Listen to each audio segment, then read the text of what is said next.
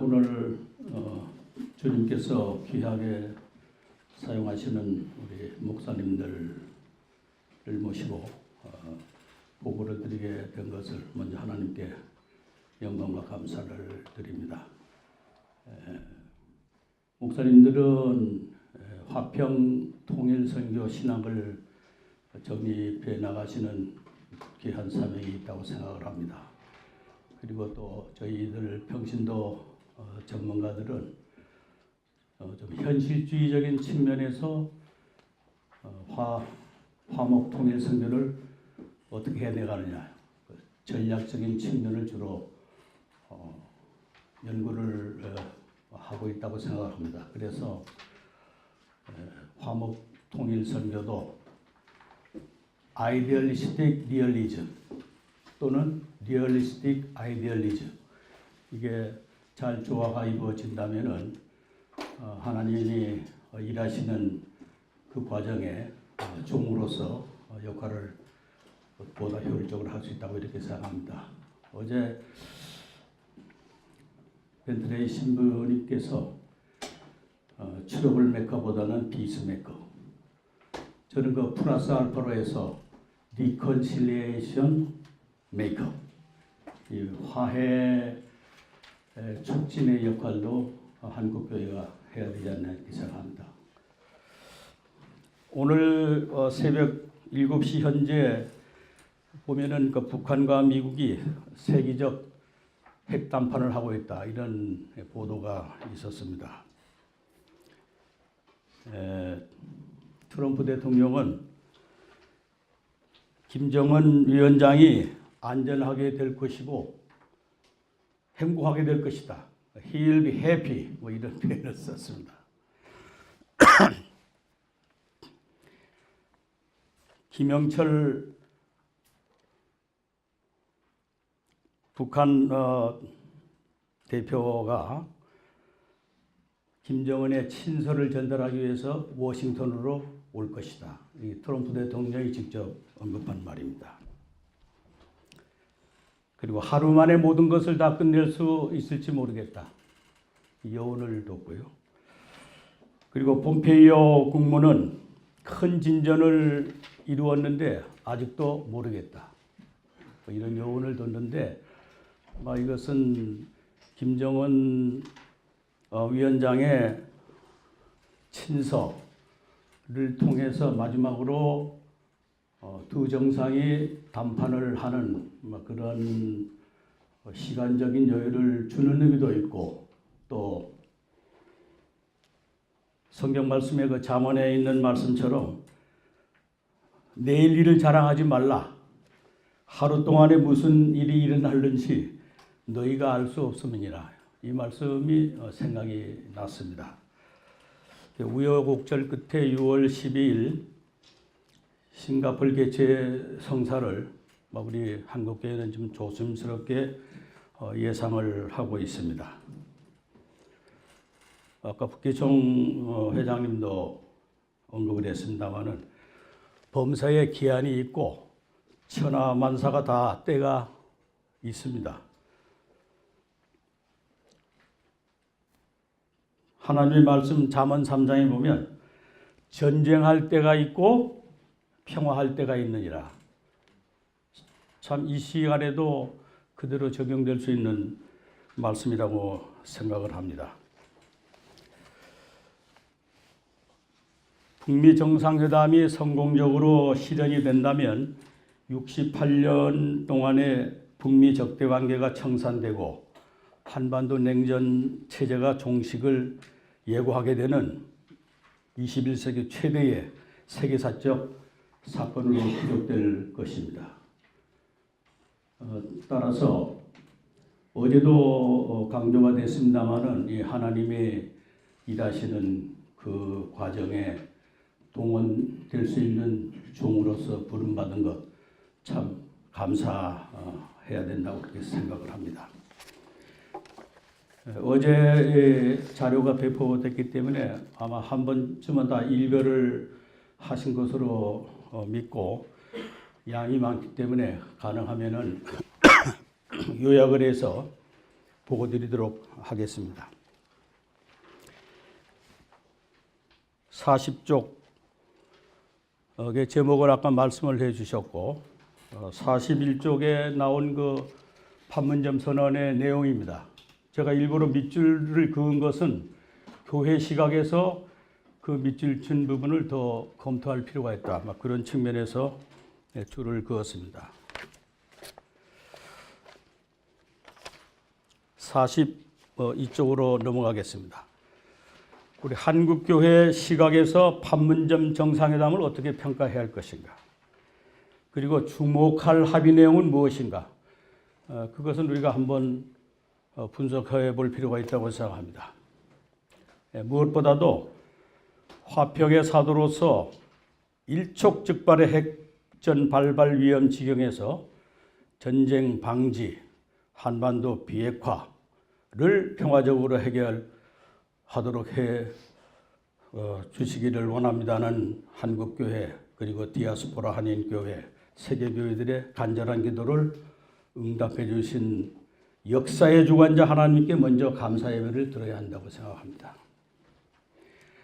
평화가 창대한 평창 평화올림픽을 허락하셨습니다. 만세전부터 이름을 지어주신 것 같아요. 이 평창은 평화가 창대한다는 그런 뜻의 한자입니다. 그러니까 우리는 몇십 년 지나고 나서야 하나님께서 나 같은 이 지푸라기 같은 종도 사용하시기 위해서 훈련시키셨구나. 이런 생각을 갖게 될 때가 많습니다. 성경 말씀에도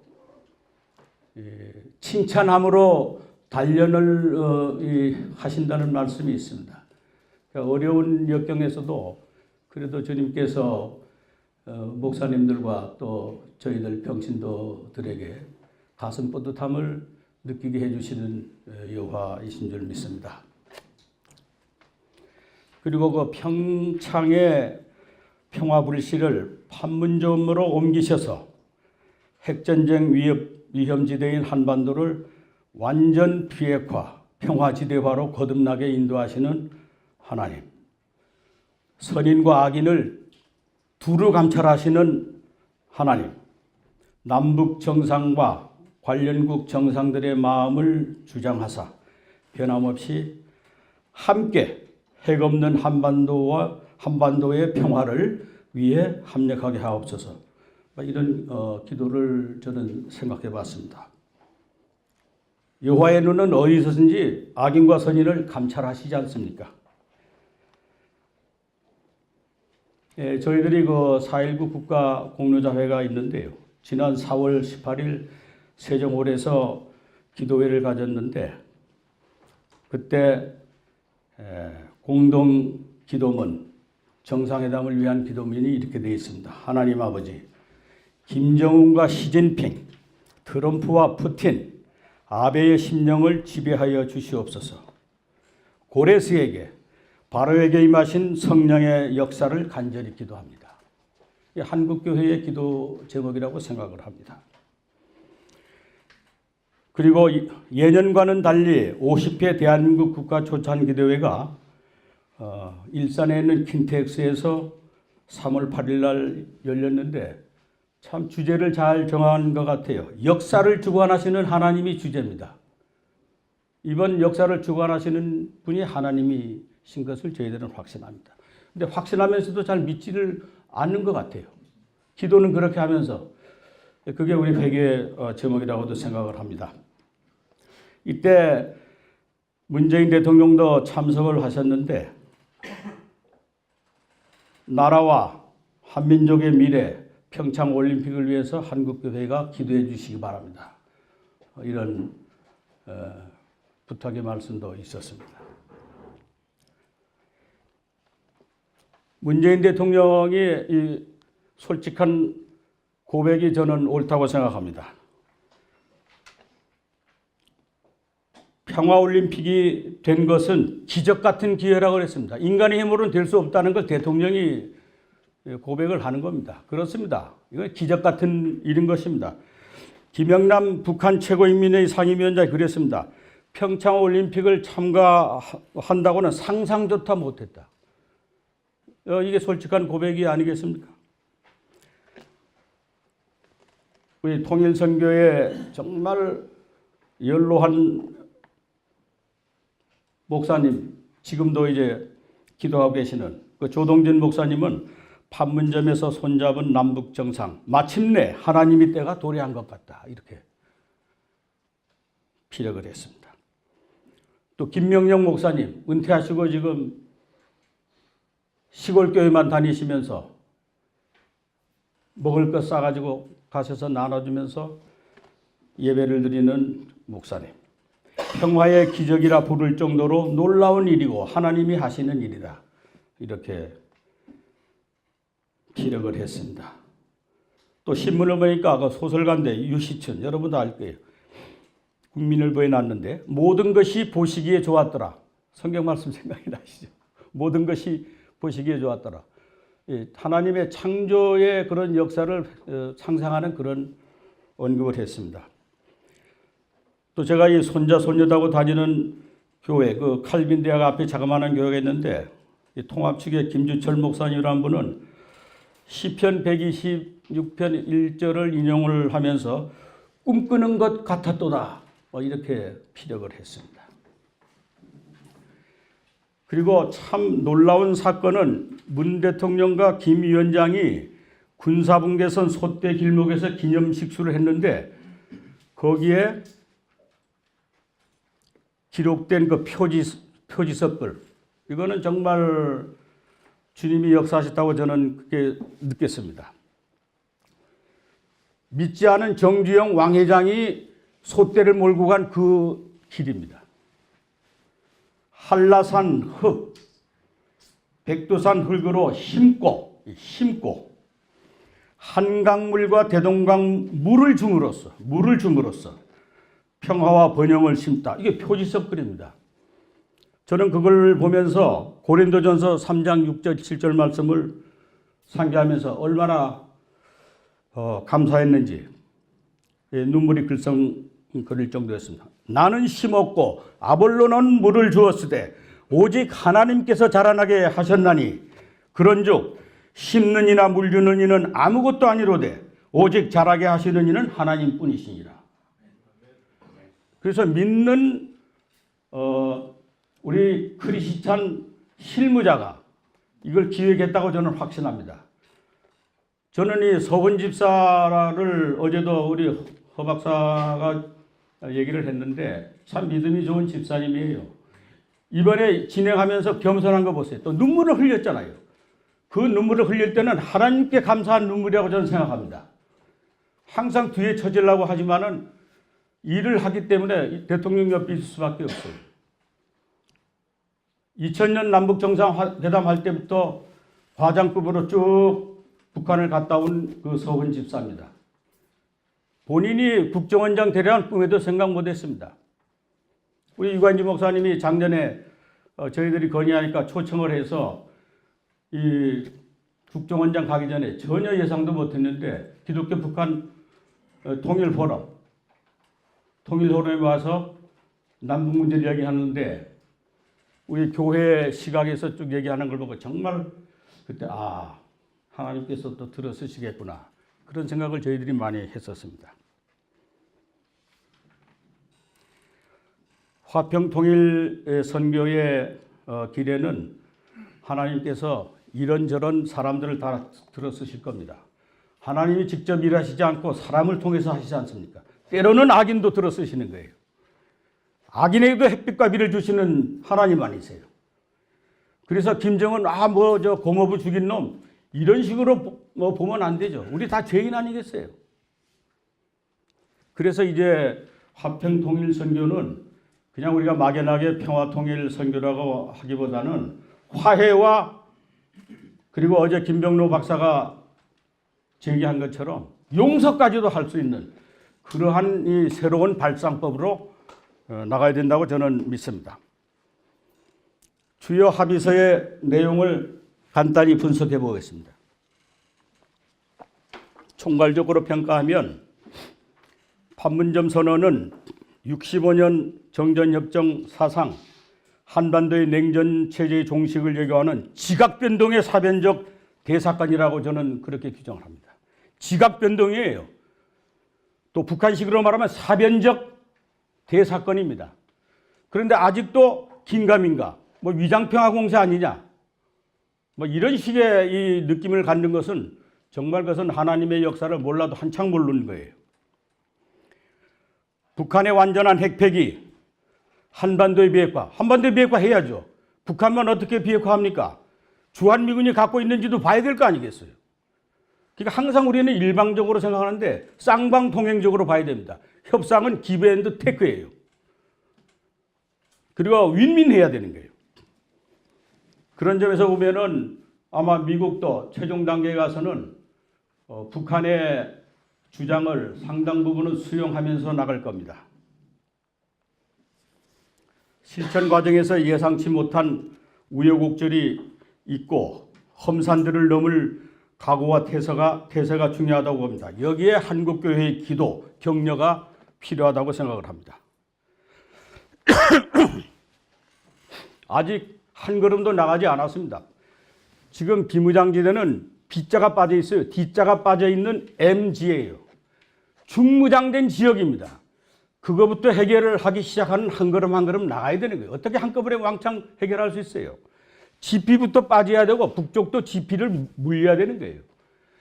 비무장지대를 완전한 비무장지대로 만들어야 평화지대로 만드는 새로운 역사가 있고 그게 통일을 창조하는 유니피케이션 메이킹 존으로 만들 수 있는 거라고 확신합니다. 앞으로 군사분 개선은 불가침 경계선으로 되는 협상이 진행될 것입니다. 우리 한국교회는 화평의 사도를 자임만 할 것이 아니라 오늘 이 자리에 많은 우리 연어형 탈북자 선교사들이 모여있지 않습니까? 대동강으로 다시 가야 할 거 아니겠어요? 연어처럼 눈물을 흘리면서 돌아가는 그러한 연어형 탈북 선교사들과 함께 디아스포라 한인 교회의 성도들과 함께 평양으로 신의주로 함흥으로 가야 될 거 아니겠습니까? 그런 시간이 앞당겨지리라고 저는 확신합니다. 그럼 준비해야 되지 않겠어요? 44쪽으로 넘어가죠. 완전한 비핵화 합의 문제는 생략을 하겠습니다.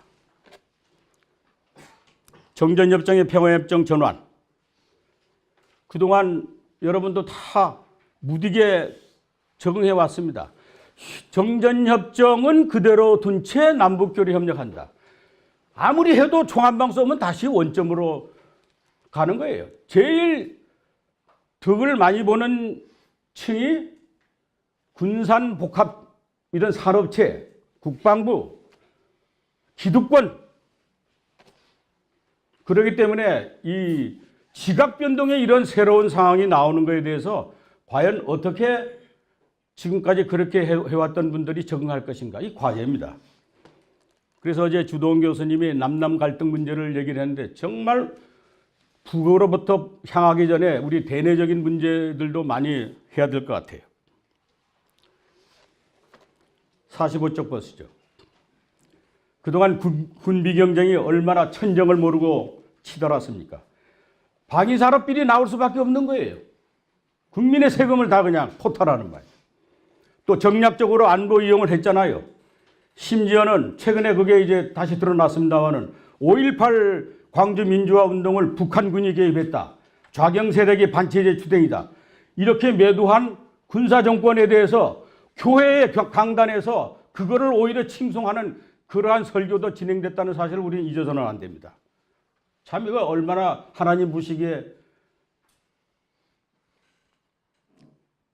화를 내실 만한 일이 아니겠습니까? 그런데 이번에 주한미군 철수 문제는 한미동맹의 소관사항이고 통일 이후에도 계속 한반도의 평화 보장을 위해서 주한미군은 주둔할 필요성을 북한도 공개적으로 인정을 했어요. 이건 이미 2000년 남북 정상회담 때 김정은 위원장이 이걸 또 공개적으로 얘기를 했습니다. 그때 저희들이 준비접촉 기획단장으로 제가 봉사를 했는데 회담도 했죠. 북쪽이 솔직하게 얘기할 때 들어보면요. 진짜 우리보다 더 정직할 때가 있어요. 이 180도 전환해서 봐야 되는 거예요. 군사분 개선이 불가침 경제선으로 앞으로 변화가 될 텐데 지난번 박근혜 대통령 대선 때 얼마나 이걸 우려먹었어요. 서해 NLL 문제. 서해 NLL은 정전협정에도 없습니다. 유엔군 사령관이 일방적으로 그은 선이에요. 우리 배들이 가지 못하도록 막았던 게 이게 NLL입니다. 이것이 이번 들통이 나는 거예요. 이런 문제도 이번에 해결한다고 합의를 본 것입니다. 거기에 평화롭게 남북한 어선들이 들어가서 고기를 잡고 수출을 해보세요. 우리가 형이라 그러면은 삼칠제를 해야죠. 배는 우리 더 많이 내고 그 대신 잡은 거 70%는 북쪽에 줄게. 우리는 30%만. 이렇게 해야 장형으로서 평화 통일을 주도할 수 있는 그런 때가 올 것입니다. 앞으로 서해의 그런 5개 도서의 어민들 참 웃으면서 바다에 나가는 그런 일을 본다고 되면 얼마나 좋겠습니까? 또 이번 합의 중에 제일 우리 한국교회가 눈여겨볼 것이 각계각층의 다방면적 교류 협력과 왕래와 접촉을 활성화함으로써 군사적 보장 대책도 이를 뒷받침한다. 이게 상당히 중요한 합의입니다. 이미 신년사에서 김정은 위원장이 언급을 한 것을 우리는 그 김병로 박사의 그때 분석할 때 의견을 공감을 했습니다. 김정은 위원장이 한번 그 얘기한 걸 그냥 들어보시죠. 북남 관계 개선은 당국만이 아니라 누구나 바라는 초미의 관심사이며 접촉과 내왕, 협력과 교류를 폭넓게 실현, 오해와 불신을 풀고 책임과 역할을 다해야 한다. 이건 남북한 정부 당국이 하는 얘기입니다. 그 다음이 중요한 겁니다. 진정 민족적 화해와 단합을 원한다면 남조선의 집권 여당은 물론 각계각층 단체들과 개별적 인사들을 포함하여 그 누구에게도 대화와 접촉, 내왕의 길을 열어놓을 것이다. 열어놓겠다는 것입니다. 앞으로 우리 한국교회는 남북한 당국이 확실히 합의사항을 이행하도록 강력하게 촉구를 해야 될 것입니다. 시간이 벌써 상당히 많이 갔습니다. 좀 뻥충 뛰어넘겠습니다. 47쪽. 소결론 중간에 보시기 바랍니다. 저는 그렇게 지금 진단하고 있습니다. 2018년은 한반도 냉전 종식 및 항구적 평화 체제의 원년으로 기록될 것으로 저는 그렇게 전망을 합니다. 특히 한국교회의 통일 선교사적 관점에서 보면 통일 선교의 환경 개선을 위한 대전환의 해가 될 것으로 저는 생각을 하고 있습니다. 남북 정상들이 판문점 선언 외에도 별도의 발표문을 발표를 했는데 그중에서 김 위원장 말 가운데 이런 대목이 있습니다. 오늘 내가 다녀간 이 길로 북과 남의 모든 사람들이 자유롭게 오갈 수 있게 되고 판문점이 평화의 상징이 된다면 이 if입니다. 물론 하나의 핏줄 언어 역사 문화를 가진 북남은 본래대로 하나가 되어 민족의 끝없는 번영을 누리게 될 것이다. 김정은이 왔다 간 그 길로 모든 남북 주민들이 오고 가는 것을 얘기를 하고 있어요. 이걸 향해서 촉구를 해야 되지 않겠어요? 여기에 이 한국 정부가 미적미적거려서는 안 된다고 저는 생각을 합니다. 그래서 우리 한국교회는 판문점 선언, 어제도 어느 목사님께서 말씀하셨습니다마는 한반도 주변 정세 등의 그런 진행 과정을 종합적으로 분석을 해서 그것을 바탕으로 통일선교 환경의 새로운 국면에 부응하는 실천 과제를 구체화해야 할 것으로 저는 생각을 합니다. 그 출발점은 어제 김상범 목사님 말씀이 예수님의 말씀대로 시작을 해야 되는 거예요. 여기에 제가 그걸 성경 말씀을 잠언 3장 5장 6절 말씀을 적었습니다. 마음을 다하여 여호와를 신뢰하고 내 명철을 의지하지 말라. 너는 범사의 그를 인정하라. 범사의 그를 인정하라 그랬어요. 그리하면 내 길을 지도하시리라. 예수님이시라면 어떻게 하실까? 이게 잣대가 돼야죠. 문재인 대통령이 이랬으니까, 정부에 누가 이랬으니까 그대로 쫓아가는 그러한 한국교회가 돼서는 안 된다는 말씀입니다. 광야의 소리를 내비치더라도 앞에 나가서 지도하는 그런 한국교회가 돼야죠. 앞으로 여기에 계신 모든 목사님들이 한국교회의 큰 지도자들이 되실 터인데 제발 정부의 뒷공무니를 쫓아다니는 그러한 목사님들이 되시지 않기를 바랍니다. 평화통일연대가 있습니다. 이 초교단적인 단체라는 거 아시지 않습니까? 박종화 목사님, 강경민 목사님, 그리고 보수파 목사님들도 많이 계세요. 이미 작년 8월 15일에 묘하게도 이 판문점 선언에 나올 걸 다 미리 얘기를 했어요. 이렇게 하라. 그 단체뿐만 아니라 저희들 이 평신도 전문가들이 계속 주장했던 내용들입니다. 대북 특사 파견하라. 북한이 핵실험 포기하고 남북대화장에 복귀하라. 고위급 군사회담 열어라. 평창올림픽 참여를 위한 회담도 진행하라.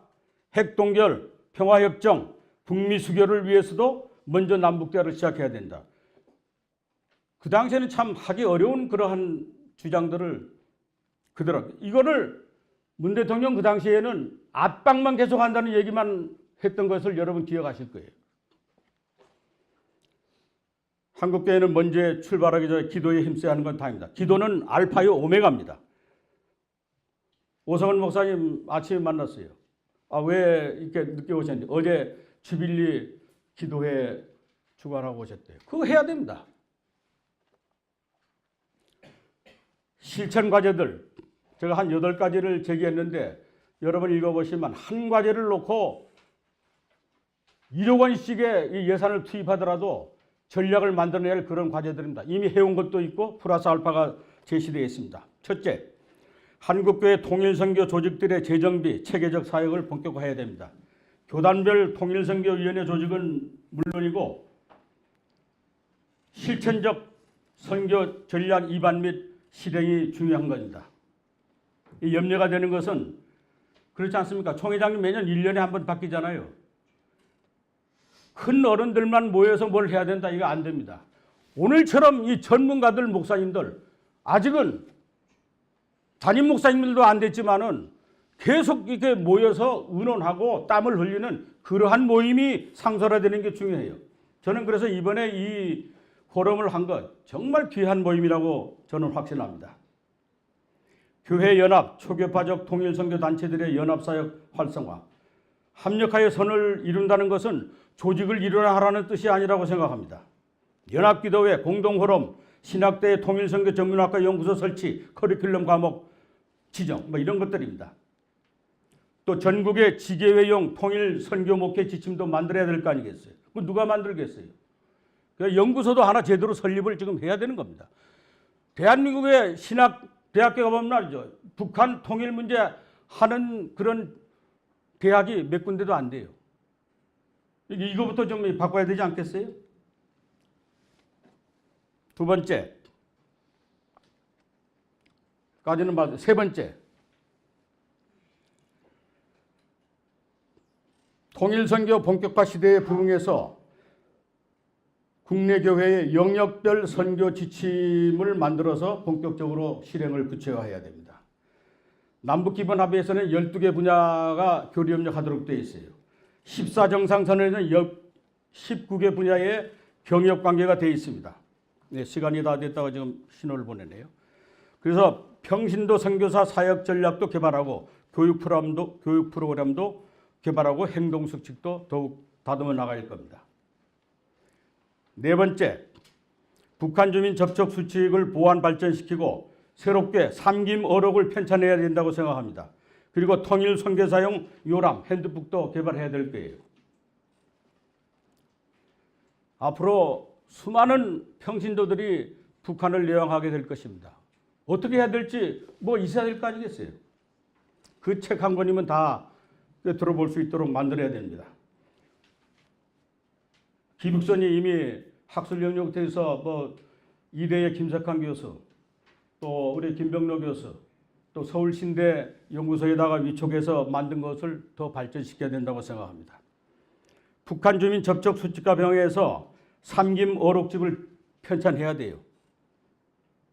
판문점 어록, 또 싱가포르 어록, 스위스 유학 생활할 때 언급한 내용들, 또 로드만하고 만났을 때 무슨 얘기를 했는지 다 이걸 파악을 해야 되는 겁니다.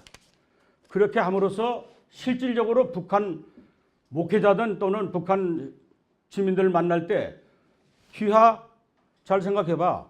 김정은 위원장이 이런 얘기를 했어요. 김정일 위원장이 이런 얘기 했어요. 김일성 주석은 손정도 목사님을 생명의 의민으로 생각했어요. 그 기록을 다 수록을 해야 되는 거예요. 손정도 목사님 기념관을 저는 북한 교회하고 칠걸교회 경내에 구축하는 것도 제안해 볼 만하다고 생각합니다. 그 다음에 6번째, 남북 공동 성경 번역 사업도 추진할 만합니다.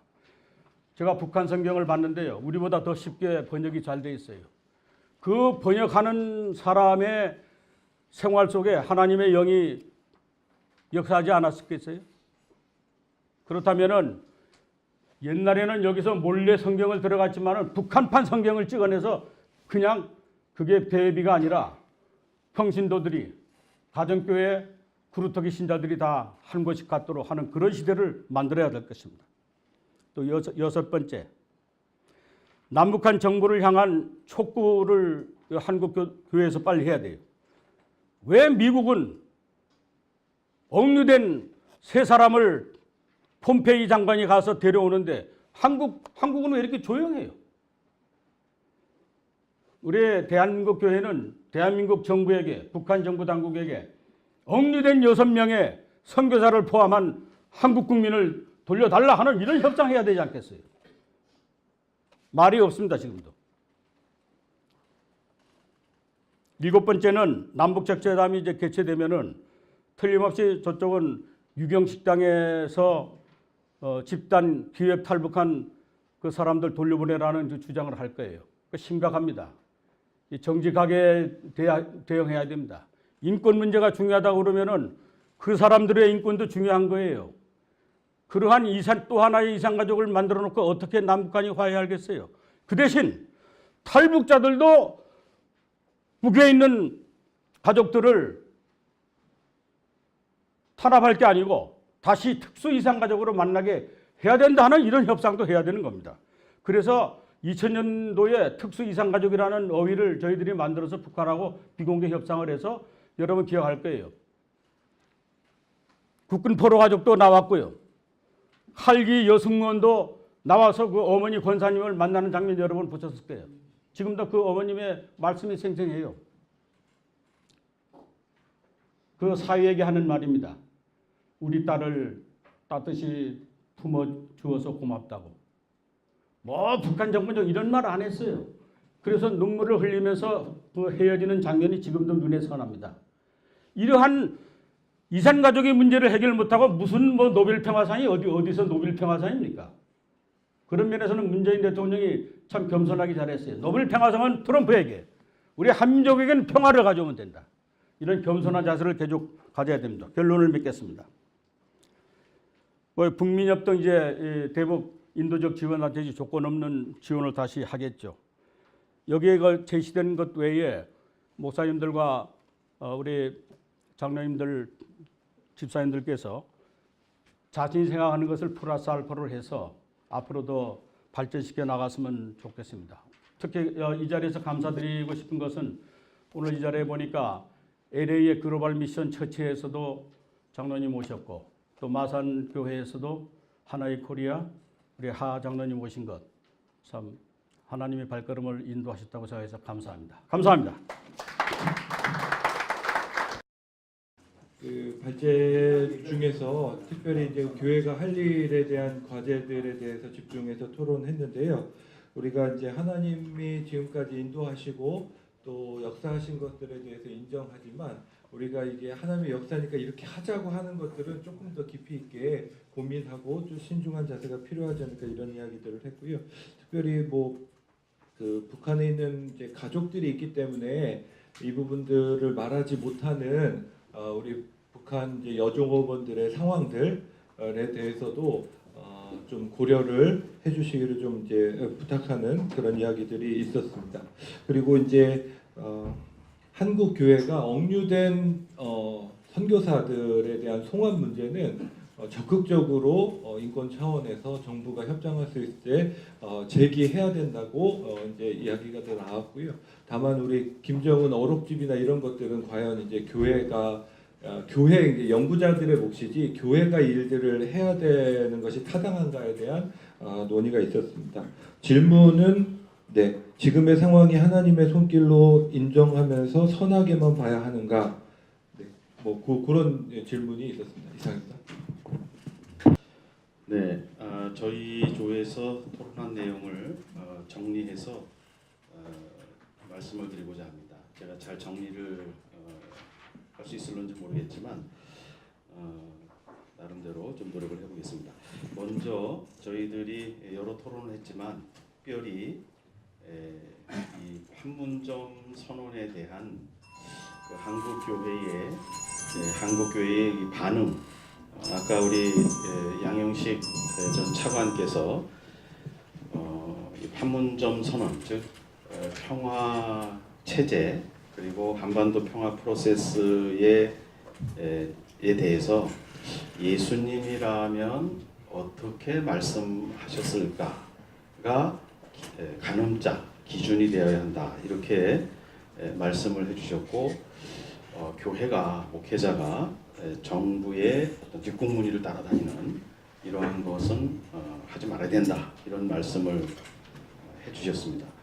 거기에 대해서 우리 이 협의체가 그런 평화 체제와 한반도 평화 프로세스에 일치된 예수의 기준선, 예수라면 어떻게 했을까? 이 가늠자를 만드는 좀 장고에 들어가는 게 필요하지 않는가. 그래서 이제 이 협의체가 추동력이 돼서 어제 김성범 목사님 말씀하신 대로 전문가 그룹, 교단 그룹, 또 한인 그룹 이런 그룹들이 다 함께 참여해서 이러한 것을 만들어내는 좀 일치된 기준선을 만들어내는 그런 동력을 가졌으면 좋겠다 하는 내용이고요. 그렇게 되면 그게 성공적으로 나오면 몇 년이 걸리든 3년이 걸리든 그게 성공적으로 나오면 거기에 따라서 각 교회가 목회자들이 캐리그마 선언을 하고 또 교육 교재를 만들어서 우리가 한국 교계, 한인 교계에 또 교육을 같이 시킬 수 있고 또 사업을 거기에 따라서 함께 추동력을 발휘할 수 있지 않느냐 이러한 이야기가 나왔고요. 그러한 장기적인 또 3년에 걸친 작업도 중요하지만 지금 당장 남북 정상회담, 북미 정상회담에 정부가 목소리를 내지 못하는 우리 억압과 억류 중인 북한 동포와 또 억류 6인 인권에 관한 목소리는 내야 되지 않느냐 이러한 이야기들이 나왔습니다. 이것이 정부와 달리 우리 한국 교계가 낼 수 있어야 되지 않느냐 이러한 얘기가 나왔고요. 그리고 이제 요기와 연장선상에서 우리 교회의 나이 드신 은퇴 장로님들이 주로 보수고 태극기 집회 왜 안 나가느냐 이런 좀 이분된 교회의 이분된 모습이고 또 20대 30대도 좀 보수화 오히려 되는 경향도 있는데 이런 열린 마음으로 이 대하는 것이 상당히 중요한데 평화통일연대의 성명서가 있었다라는 것, 그 의미 있는 성명서가 있었다라는 것을 우리 교계가 잘 모르는 것 같다. 너무 많은 성명서가 나와 있기도 하다 하는 지적이 있었고요. 그러나 이렇게 교회보다 정부가 더 앞서가면 교회는 주변화될 수밖에 없다. 이 6.12와 같은 엄청난 이 파도가 몰려오는데 교회는 지금 이 상태로 그냥 간다면 주변화될 수밖에 없는데 이 협의체가 추동력을 발휘해서 이러한 좀 몇 년이 걸리더라도 한 목소리로 가늠자를 만들어낸다면 다시 교회가 좀 중심의 위치에 다시 들어갈 수 있지 않겠나 이렇게 생각합니다. 이 외에도 많이 토론이 됐습니다만 요것만 발표하도록 하겠습니다. 저희 조는 계속 여러 가지 이야기들을 많이 하고 있습니다. 그 중에서 몇 가지 나누고 싶은 것은 그 김씨 오록에 대한 김서 오록에 대한 얘기가 좀 나왔습니다. 근데 이 부분을 잘 파악하고 이해할 필요가 있다. 그래서 우리 이수봉 목사님 단체에서 그 정리한 게 있다고 합니다. 그래서 맞죠? 필요하시면 받으시면 될 것 같고요. 아마 공유해 줄 수 있는 부분이라면.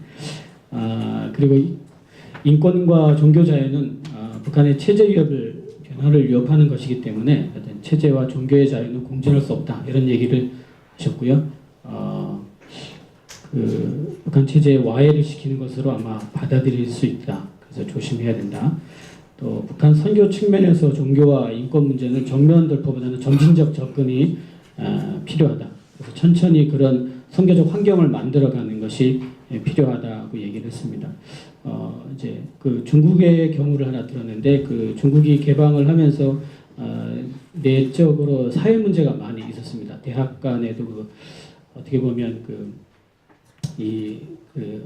이혼율이라든가 그런 사회 문제를 개방하면서 사회 문제가 나타나니까 그것을 어떤 체제가 해결할 수 없었기 때문에 결국 그 적십자에서 어떤 강연회를 통해 제가 알기로는 그 북경대나 청와대에서도 그 석박사 학생들 대상으로 그런 강연을 통해 사실 그 백그라운드가 이제 크리스찬 백그라운드고 자연스럽게 복음을 전할 수 있는 그런 계기가 됐는데 아마도 북한이 개방이 됐을 때 그런 마약 문제라든가 어떤 뭐 도덕적인 문제라든가 그런 어떤 체적인 해결을 수 없는 그런 문제들을 이슈화해서 그런 기독교 백그라운드를 가진 단체들이 그런 어떤 사회적으로 돕는 사회교육으로 돕는 부분들도 선교적으로 하나의 기회가 될 수 있겠다.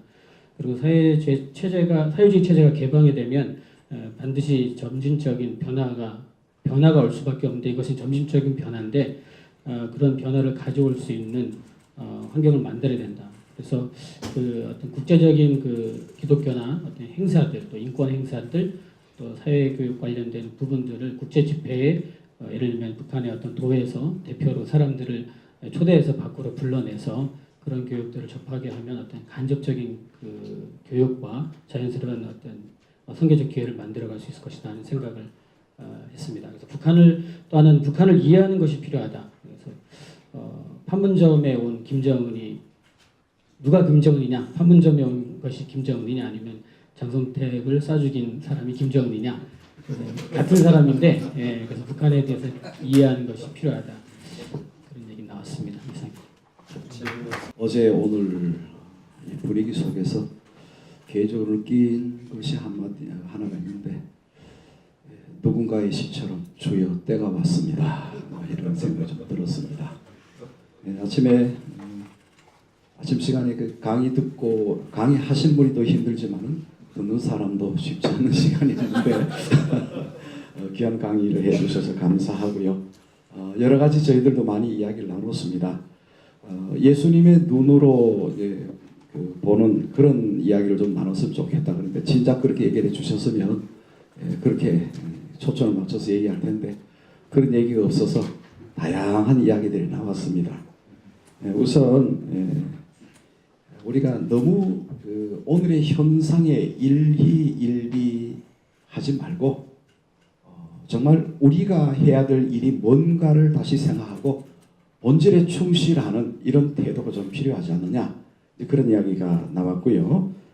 두 번째로는 뭐 통일이니 평화니 조금 전에 조에서도 말씀하셨습니다만 김정은의 정체성에 대한 문제까지 다양한 시각이 우리 남한 사회에 있는데 이것을 어떻게 정리하고 포용을 해서 하나의 이야기로 만들 수 있을까 하는 그런 고민도 우리에게 있었습니다.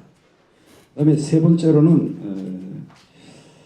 하나님께서 분명히 일하고 계시는데 여기에 대해서 우리가 어떻게 준비할 거냐 이런 문제에 대한 고민도 좀 나눴고요.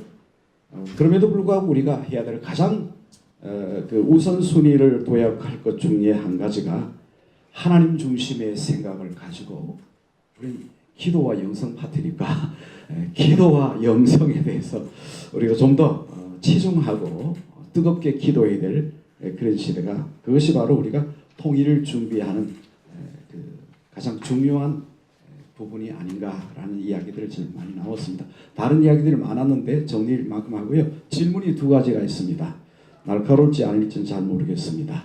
첫째, 이제 이번에 뭐 북미 대화가 잘 돼서 만약에 북한의 체제 보장이 된다고 했을 때 그 체제의 정체성에 대한 이야기들이 좀 나왔고요. 그래서 그것이 어떤 정체성이냐? 그리고 그때에 가령 그루토기 교회라든가 북한에 있는 지하 교인들의 위상이라든가 이런 문제는 어떻게 될 것이냐 하는 질문이 좀 나왔습니다. 왜냐하면 중국의 예를 들면 요즘 와서 중국에서 선교사들이 자꾸 추방이 되고 있는 그런 상황이잖아요. 만약에 체제 보장이 됐을 때 북한에는 이런 문제가 안 일어난다고 누가 얘기할 수 있을 건가?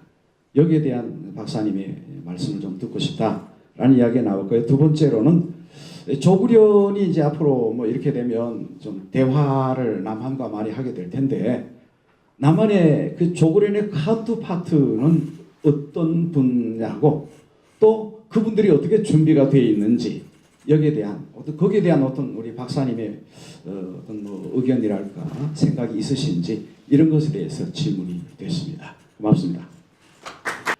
귀한 모임에 불러주셔서 많은 것 배우고 듣고 또 새로운 분들 배울 수 있는 이런 좋은 기회 주셔서 감사하고 특히 서기로 섬길 수 있도록 강력 추천하고 밀어붙이신 김병식 목사님 덕분에 더 주의 깊게 들을 수 있게 되었고 또 핵심 부분에 관심을 더 많이 가질 수 있게 되었습니다. 고맙습니다. 저희는 나눔보다도 질문이 4가지가 있습니다. 감사합니다. 많은 부분 새로운 관점과 또 강의를 통해서 비전이 열리는 그런 기회가 되었다는 소감과 함께 먼저 토리된 내용들 가운데에는 한국 교회뿐 아니라 세계 교회가 여러 가지 교회적 차원에서의 액션 행동들을 많이 해왔다 라고 하는 이야기가 나누어졌고 또 하나는 한국 교회이기 때문에 할 수 없었던 여건도 분명히 있었다. 그런 것들 속에 세계 교회는 지속적으로 어떠한 역할을 하나님의 도구로 사용되어 일을 해왔다. 실례로 한국 선교사나 한국 봉사자들이 평양에 가지는 못할 시기에도 전 세계 아프리카, 콩고, 몽골 뭐 전 세계 각국의 봉사단들이 평양에 방문을 하는데 선교사적 마음을 가지고 세계교회가 파송해서 왔다. 이런 사례들이 있습니다. 또 하나는 중단된 듯 보였으나 한국교회가 지속적으로 해왔던 부분도 있는데 그게 2가지가 있다. 하나는 오성훈 목사님과 함께 기도 영역 파트에서 하고 있는 지속적인 기도와 그리고 방송을 통한 극동방송과 DWR과 그 다음에 여러 방송 매체들을 통해서 계속해서 하나님의 말씀과 사랑과 격려, 복음을 전해왔다. 중단된 적은 없었다. 이런 생각들 같이 나눠보았습니다. 몇 가지 안건에 대해서 사실 확인에 대한 부분의 요구, 아직은 퀘션이다. 이런 이야기들도 있었습니다. 질문 드리겠습니다. 첫 번째 질문은 북한과 교회와 대화를 해야 될 텐데 북한의 가정교회 그리고 한국교회가 대화할 가능성이 있다고 보시는가 이런 질문이 있었고요. 두 번째 질문은 이제 앞으로 해야 될 것이 하나님의 사랑을 보여주는 영역별 선교사 통일봉사단 그리고 또 하나 해야 될 것이 성경 보급이라고 보는데 이것을 어떻게 한국교회가 준비해야 할 것인가 라고 하는 질문이었습니다. 세 번째 질문은 컨트롤 타워가 왜 필요한가라는 고민을 늘 해오는데 이단이나 다른 단체는 이미 준비가 완료되어서 뭔가 하려고 하는 단체들은 여기와 하려고 한다. 해야 될 것 같은데 무브먼트적 운동이 과연 필요하다고 보는가라고 하는 질문입니다. 마지막 질문입니다. 여러 가지 인도적 지원 같은 일들이 시작이 될 것이라고 예상은 되는데 예전의 경험에 비추어 보아서 간섭이 아닌 확인 요구도 함께 할 것인가? 지원을 할 때 NGO 단체들이 활동하고 할 때에 서독의 이유를 묻지 않는 지원이 아니라 간섭은 아니지만 그러나 확인이 필요한 부분이 있는데 간섭이 아닌 확인 이것도 함께 요구하고 포함해야 하는가라고 하는 부분 이상입니다. 저는 하나님께서 구원자의 신분을 정말 낮춰주셔가지고요. 이제 주로 교실에서 생활을 하려고 여러분들이 귀한 발제를 하시고 토론하시는데 참여를 못해서 아주 매우 유감인데요.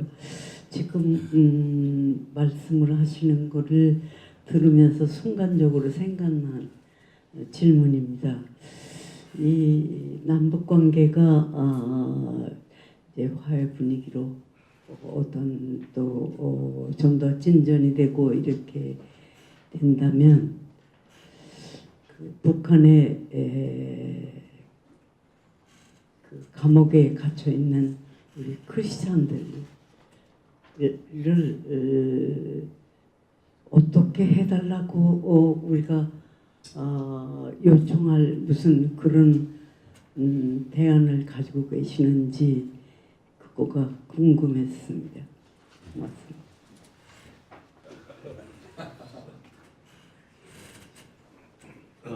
그 적시회담이 열리면은 분명히 그 유경식당의 그 자매들 그 기획탈북 문제가 제기될 겁니다. 그러니까 상당히 그 비공개적으로 심층 논의해야 되고 또 정부는 지금 아마 나름대로 전략은 수립하고 있겠죠.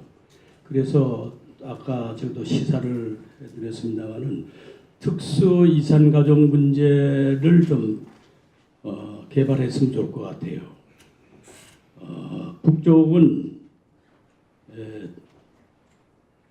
국군 포로의 문제도 다 끝났다고 그렇게 주장을 했었어요. 납북자도 뭐 없다, 다 의거 입국이다. 이게 기본 입장이기 때문에 논리적으로 이 주거니 받거니 하면 협상이 진척이 안 되겠죠. 그래서 그때 제가 아이디어를 내서 그 추진을 했었는데요. 특수 이상 가족이라는 단어를 만들어냈어요. 지금 어떻게 보면 일본에 가 있는 조청년계 이 니가당에서 북송선을 탔던 그 가족들도 특수 이상 가족이잖아요. 또 여기에 지금 내려오신 이산 가족 뿐만 아니라 지금 탈북민도 다 특수 이산 가족이에요. 북에다 지금 가족을 두고 왔잖아요. 또 우리가 납된 사람, 그 특수 이산 가족입니다. 그랬더니 북쪽에서 그거를 수용을 한 거예요. 특수 이산 가족이지 납북자 국군 포로가 아니다는 거죠. 그러니까 저쪽은 체면을 먹고 사는 집단이기 때문에 그렇게 해서 아까 또 질문 중에는 기브 앤드 테크 협상 같은 것도 필요하지 않느냐. 과거에도 그런 협상은 있었습니다. 그 주월 국정원에서 나갔던 그 안기부에서 나갔던 공사 이대용 공사를 귀환시키기 위해서 이쪽에 거물 간첩들을 보내는 그런 협상을 비밀 협상도 홍콩에서도 했었어요. 그때 이제 그 베트남의 입장 때문에 그걸 무산되고 베트남이 나중에 이스라엘 유태계에서 협상 전문가가 개입해서 상당히 진전을 봤죠. 그런 걸로 보면은 인권인 문제는 말이죠. 대한민국 국민에만 인권 문제가 있는 게 아니죠. 북한 동포도 우리 동포 아니겠어요? 거기 가족에 대해서는 어떻게 할 거예요? 염려도 해야 되지 않겠어요? 지금 의거 임남했다고 지금 여기서 주장하는데 그러면 그 가족들이 어떻게 되겠어요? 그래서 유엔 인권위원회도 지금 제소가 다 돼 있는 그런 상태예요. 그래서 저는 그 분과토의에서도 얘기를 했습니다만 어제 정직해야 됩니다. 거짓말해서는 안 돼요. 여호와가 싫어하시는 것을 하지 말아야 되는 거예요. 그게 정부에 있든 어디에 있든. 그렇다면은 그 문제를 좀 전향적으로 풀어나가는 것이 필요하겠죠. 그 대신 본인들의 의견을 들어가지고 뭐 예를 들어서 이런 테크닉도 있겠죠. 그 당시에는 정말 남쪽으로 오고 싶었다. 그럼 오고 왔더니 가족들을 생각하니 정말 가족의 품으로 돌아가고 싶다. 이렇게 되면은 이게 상당히 그 문제가 단순화되는 게 아니라 그렇겠다 하는 것도 나올 수가 있겠죠. 그래서 정치적으로 이용하는 그러한 어프로치는 더 이상 없었으면 좋겠다는 게 말씀드리고 싶고요. 그리고 인권 문제는 저는 계속 제기돼야 된다고 봅니다. 서독 사례를 주동 교수님도 많이 말씀하셨는데 또 후라이 카우프 같은 거, 그 교회의 그 변호사들이 주로 역할을 했어요. 그 동독 내에서 인권 문제 때문에 특히 젊은 전도사님들, 학교 교사 이런 분들이 많았어요. 그러면 한 사람당 이 사람은 뭐 1000마르크, 이 사람은 10,000마르크 이런 식으로 변호사들이 협상을 해가지고 정부가 하는 게 아니죠.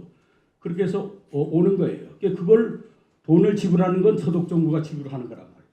그러면 한반도형 후라이 카우프라는 것도 한번 전략적으로 검토할 필요가 있겠죠. 그런 것들은 말씀하신 대로 목사님들의 몫이 아니고 평신도 전문가들이 이런 그 통일선교 연구소를 교단 내에 또는 초교단적으로 설립을 한다면은 거기에서 계속 그런 전략적인 연구를 해야 되겠죠. 그리고 납북된 지금 구류 중에 있는 그 분들 문제, 지금 통일한국만이 좀 외롭게 지금 투쟁하고 있잖아요. 그래서는 안 되는 거죠. 한국 교회가 뭐 때문에 했어요? 한기총은 뭐하고 한교회는 뭐하고 있는 거예요. 그래서 일부 단체들이 주장했다고 해서 그건 한국교회 목소리 아니다 이렇게 할 수는 없죠. 그래서 아까 제기하신 것처럼 이러한 모임을 통해서 한국교회에서 이런 목소리들이 나온단 말이에요. 그래서 한국교회 좀 이 스타급 목사님들에게도 좀 권장하고 정부에 대해서도 얘기하는 이러한 목소리를 모으는 게 필요해요. 지금 개별적으로는 많이 지금 되어 있습니다만은 이거를 연결게 하는 게 필요하다고 생각을 합니다. 그다음에 가정교회 접촉할 기회가 많죠. 정치 문제를 제기 안 하면은 접촉이 가능해요. 갈 때 빈손으로 가지 말고 한 손에는 빵을, 한 손에는 복음을 꼭 성경책 들고 가는 게 복음이 아니잖아요. 그리스도의 향기를 보여주는 그러한 눈높이의 접촉 대화를 해야 되겠죠. 그래서 저는 개성공단이 복음의 틈새라고 주장했던 겁니다. 그래서 기독교 북한 선교에서 개성공단 문제를 가지고 벌써 한 10여 년 전부터 그 용역 보고서가 나왔잖아요. 여러분 생각해 보세요. 하루에 54,000여 명의 북한의 근로자들이 우리 기독 실업인들하고 개성공단에서 하루 종일 같이 지낸다는 거 한번 생각해 보세요.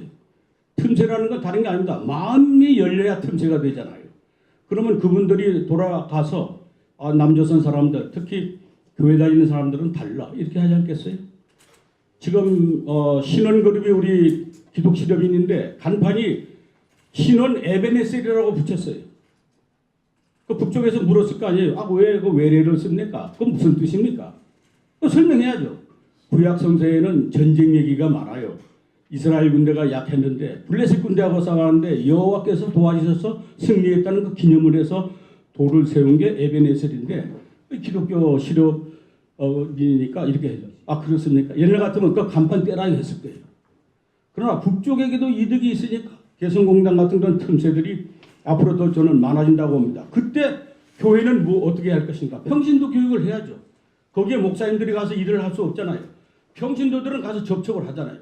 그래서 평신도 선교 시대가 더 활짝 열렸기 때문에 영역별 선교를 이거를 해야 된다. 이미 평화한국에서 또 개발된 게 있죠. 그런 것을 좀 더 개발해야 되지 않겠나 싶고요.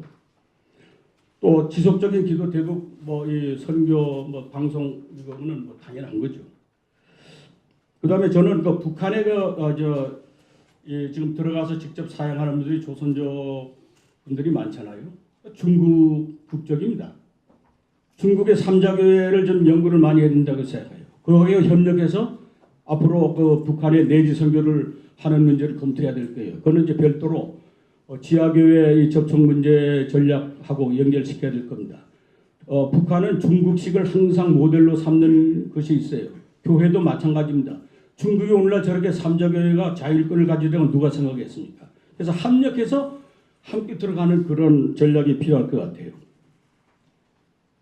또 이 인권의 문제에 있어서는 저는 이 정치 문제는 교회에서는 노타치해야 됩니다. 가해사의 것은 가해사의. 단 하나님께서 주신 가장 기본적인 인권은 굶어 죽지 않을 권리 아니겠어요? 그리고 가족들을 만날 권리, 헤어지지 않을 권리. 그런 차원에서는 교회가 얘기를 해도 되는 거죠. 계속. 그러나 캠페인성, 뭐 김정은 정권을 때려부시는데 교회가 앞장서야 된다. 사탄의 무리 뭐 이런 식의 접근은 그건 인권 문제가 아니고 그건 정치 투쟁이에요. 그런데 동원돼서는 안 된다고 저는 생각합니다. 시간이 좀 다 됐다고 지금 신호가 왔는데요. 저는 이렇게 생각합니다. 꼭 이번 것을 하나님이 역사하시는 거로만 이해해서 선으로 봐야 되느냐. 저는 성경에 입각해서 봐야 되기 때문에 모든 문제를 범사의 여호와를 인정해야지 이거는 아니고 이거는 내 이 지혜로 이렇게 해서는 안 된다고 생각합니다. 어느 곳에 있든지 항상 성경 말씀을 잣대로 해서 접근해야 된다고 생각합니다. 그런 측면에서 숭실대 같은 데서가 더 해야 될 거지만 어제 우리 허 박사가 제기를 했기 때문에 저는 손정도 목사님 같은 분의 그런 기념관은 그야말로 그분은 민족 독립가시니까 보고 나는 문제면 그 북한도 상당히 검토하리라고 생각합니다. 막 그런 식의 아이디어를 말씀드렸던 거고요. 끝으로 아까 일분과에서 논의를 한 가운데 우리 황 박사님의 말씀을 들었는데요. 저는 그런 자세가 필요하다고 봅니다. 한국교회 스타급 목사님들이 되면요, 원래 어떻게 보면 교권 정치에 너무 많이 물들어져 있어요. 그저 어느 곳에 있든지 적은 예산이라도 또는 적은 뭐라도 흔쾌히 이런 통일 선교에 내는 이런 자세가 필요한 것 같아요. 그리고 본인은 숨는. 그래서 섬김이 조직으로 출범하는 이러한 모임이 상당히 좀 좋다고 봅니다. 아까 그 말씀을 들으면서 저는 그 한경진 목사님 말씀이 생각이 났어요. 종교계의 그 노벨상인 템플턴상을 부상으로 받은 100만 달러를 북한 선교에 다 써달라고 조용히 기탁한 것을 우리는 알아야 됩니다.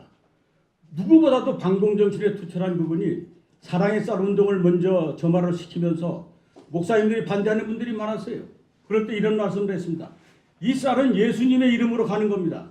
예수님이 언제 북한 땅에 역사하실지 누가 알겠습니까? 자, 우리 한번 믿고 보내봅시다. 이게 한기총이 초창기에 했던 사랑의 쌀 운동입니다. 시간이 없기 때문에 이제 30초 내로 마감을 하도록 하겠습니다. 이제는 해부투를 말하는 한국 통일선교 시대는 지났습니다. 하우를 더 구체적으로, 미시적으로, 마이크로 어프로치를 해야 될 때라고 생각합니다. 감사합니다.